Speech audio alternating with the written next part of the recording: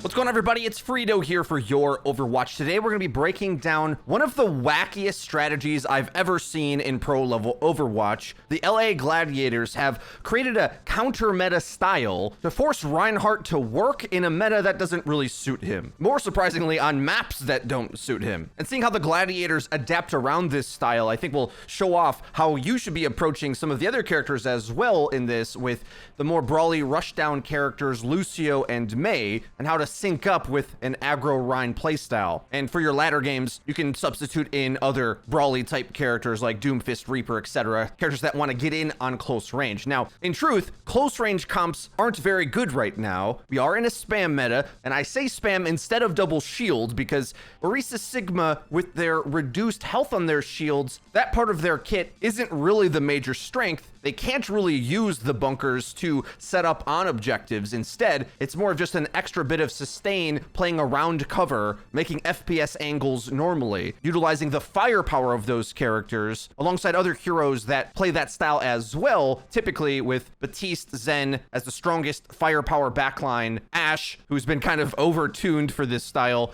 and then maybe a flanker, whose job it is to contest enemy aggression and sort of contain it so the rest of the bunker can function. Now, what this Gladiators flanking Reinhardt strategy wants to do is break those rules and say, no, we're not going to contest you at medium range and jockey for ranged angles. Instead, they run a hybrid comp where half of their team is rushdown brawl and the other half is bunker. And what this does is allow for more map control and speed and aggression than otherwise a bunker mirror would allow you to. In my opinion, this is a lot better on attack and seems a bit unnecessary on defense a lot of the time, because the way the comp needs to play is splitting up their different components. The ranged spam damage characters position normally as they would, trying to get high ground, but the Mei, Lucio, Reinhardt trio has a goal to take flank angles, not play on the main point of contact. In this way, I think the Reinhardt is better understood here as the off-tank, because typically the off-tank diva, Sigma, etc. is the one that's working the off angles and maybe sometimes flanks, like Wrecking Ball or other playstyles like that. And the reason why this can be devastating is because Lucio is actually pretty sick at fighting some of these stable, static characters, while playing with the Reinhardt allows Lucio to get into those positions where he is the DPS. So for example here, if we were expecting our Reinhardt to be the quote main tank, maybe he would be the one pushing cart. But on Junkertown 3rd here, we want to bypass the enemy bunker and tanks, and instead, at the point of contact, which is to say, when the enemy starts to see us and we're in range to fight, our Lucio pops a preemptive sound barrier to give the brawl section of the fight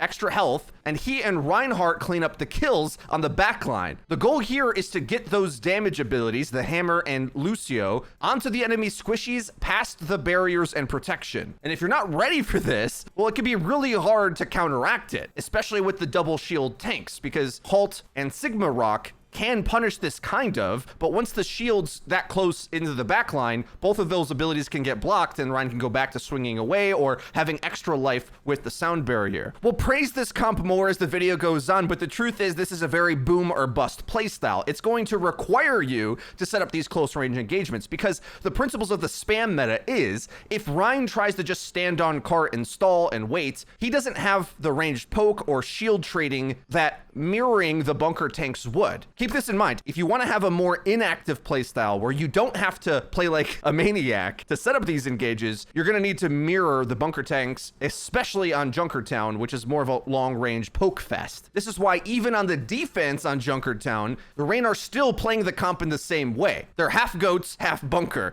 So the goat section of their comp is looking to go deep into the backline with Swings, Mayfreeze, and Lucio, which hopefully makes enough angles for the bunker section to find their damage. And sometimes this works. Sometimes the ranged DPS and the Sigma, especially from space, who's very good at this, do have sightlines opened up so that they can hit shots. But the problem is you're committing in so fast that if you don't cleanly win the engagement, well, the cart keeps rolling and your defense is not much of a defense at all. It's more of an attack. But the important thing to remember about this is that this is how you actually have to play Reinhardt in the spam meta, because if you don't do this, it's even worse for you, because the mechanics of how Rein's shield works works is that it's all or nothing, whereas Orisa gets a refreshed barrier each cooldown, so if it gets poked out, it regenerates quick. Reinhardt's needs to be fully down to regenerate, so once it gets broken, well, he's just out of luck. So because of that, he has to get far more active with his barrier and can't afford to sit around and wait and get poked out. They have to be finding these engagements, trying to get Mei and Lucio in close range to kill things.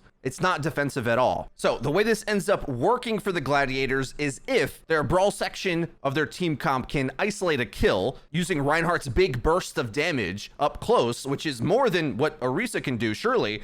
But the problem is if the enemy bunker comp, like Atlanta do here, controls high ground too long, eventually their firepower will win through. This flank attempt by the Gladiators would have worked marvelously up against a standard matchmaking team, I think, which even with the bunker comp probably rushes out to try to go fight on cart. That's where the Rein is going to look really good. But being more patient and not allowing yourself to get flanked and instead setting up firing angles and playing more of the FPS game rather than the objective game, Rein's comp wins here on the defense. But they will go on to lose this map in spectacular fashion, partially due to the fact that Gladiators has more tricks up their sleeves that can make these otherwise pretty obvious engagement paths catch you out. And one major way they go about doing that is these Mei wall boosts, where Baby Bay is positioning in the typical spot that you want to control in a poke mirror. He gets caught out by a shielded freezing death ray at a speed boost that he has to run from, but gets him low and pushes him into position for the crossfire from space to finish him off. Now, normally in poke mirrors, this is how you're trying to set up your damage anyway. You want to try to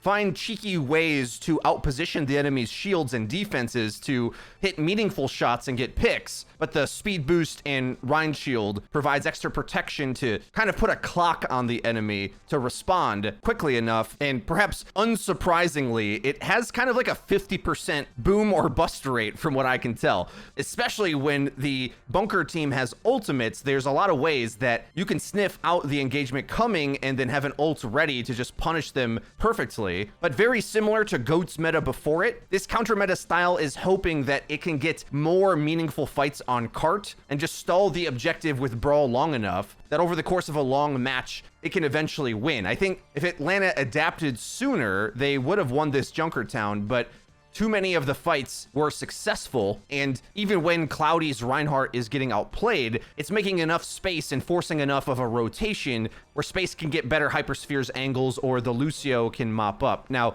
on this next map, we'll focus a little bit more on the other aspects of this comp, particularly the Mei and Lucio combo. And here on Streets phase, we're going to see Gladiators set up their ideal engagement up against bunker, where they get a surround on it. Their bunker components are closer to cart, and the brawl finds the backlines, even setting up an aggressive window behind the enemy, attempting the fire strike combo, but in fact, it's Big Goose's damage through it that ends up getting the first pick and kind of opening this up. A very important thing to realize about these matches is that it's played in a hero pool where multiple very key heroes are banned out. Sombra Echo, not too important, put those to the side, but also our banned is Diva and Brigitte, where the two of them, and I would say especially Diva, would be the one that has the ability to quickly transition where the defense is pointed. It's far less scary to go up against these types of flanks if you have a Diva pick that can quickly turn around, reposition, and catch all of the damage from the window in time for you to come out. Or she herself can fly away. A Brig pick here instead of the Zenyatta would allow some CC and rigidity to your team comp to punish the aggro Rein Lucio from getting in on you close. But because those picks aren't available for these pro games, this style is sort of emerging in this hero pool as being kind of valid. This boomer bust cycle continues for the Gladiators on Kings pretty harshly, where Houston actually has quite a bit of a time bank to win the game with going into third, and normally I would give the advantage to the double shield comp on third of King's Row, but what the Gladiators do is make use of the two flanking routes on either side of the main ramp lane here, fighting in those off-angle Reinhardt off-tank positions that we've just never seen any team really commit to be honest. Remember, the Brawl comp can't afford to wait around while these bunker characters set up damage angles. If the Batiste Zen establishes on the left side high ground near the Mega Health Pack, they'll be able to set up their shields with a free firing range that the Gladiators comp just can't contest with. If they take a poke for too long, they lose. They have to go in aggressively and disrupt those lines of sight. This might feel a bit bit awkward to do on the defense, especially so close to the enemy spawn, but the truth is, you really got to get that cart progress moving back on this area and never let the bunker fully set up so that even when the gladiators end up getting wiped doing this, the time bank is all the way drained out, the cart's got forever to push, and because of that, they're just not going to finish outside of overtime. Now, the important thing to remember with this style of play isn't very good right now, I think.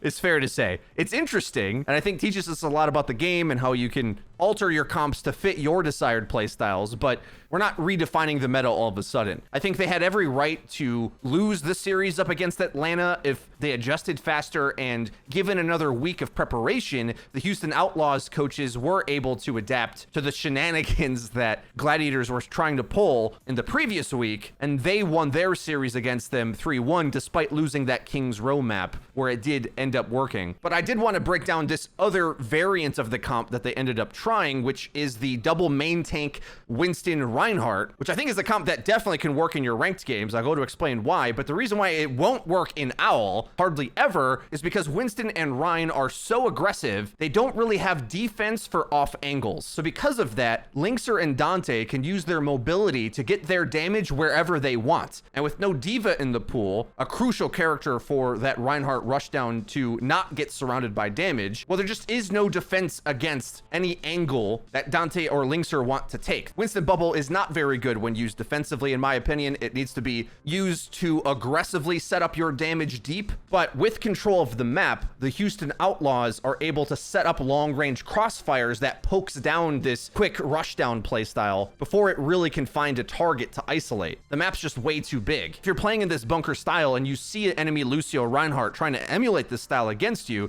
you have to sort of get a read on how far they can get with a speed boost. You have to make the quick decision on if you have the resources to stand your ground on the high ground or get the heck out. To some degree, the Houston Outlaws backline is just doomed to die, but their goal on the BAP Zen is to attempt to get as much damage in as they can before that happens, and hopefully their uncontested DPS of Ashe and Tracer can do enough work on the perimeter to kill faster than the rushdown style can. And well, I think this is the major adaptation that a week of Overwatch League coaching will do. I think if Atlanta had the opportunity to see this comp ahead of time, they may have been able to prepare to make sure Baby Bay didn't find himself in a spot where the Rhine was able to get on him, and how to position on the map to make sure that the brawl segment of the comp never closes the distance on you. Well, notice how Linkser is just constantly running away from the enemy Reinhardt, getting angles around the shield, surrounding him non-stop, which is why I think it's so important when I'm making these coaching videos of your guys' gameplay to realize that you have to take these other angles on the map in order to beat out the defenses that the enemy are going to have. Far too often do you see DPS players in ranked that play this bunker style in a very inactive way, shooting the Rhine shield and hoping to whittle him down before he gets close, but really you want to dodge the Rhine shield whenever possible and find shots outside of it. In a nutshell, that's what Houston was able to replicate up against this comp. The majority of the maps that they played it is a little bit more tricky on Kings Row because the fights are so enclosed and tight. They maybe perhaps needed to play Lucio BAP instead to be able to reposition on those maps, but on these longer range Busan maps, their damage is just too far away from the protection of the brawl and is able to do more damage than it can before it's able to close the distance. But still, a fun and interesting comp to look at. I hope you guys did enjoy this video and found it useful. Hopefully picked up a few tips along the way. If you did like it, be sure to hit like on the video. It really does help us out, lets us know that you're enjoying the content. And if you haven't already, click the bell icon to actually get notified when our videos go live. Want to make sure that you're subscribed and notified to actually know when our new videos come out. You can click the link in the description for our Twitter for news, updates, and dank memes. That's been it for me. I've been Frito for Your Overwatch. We'll see you guys next time.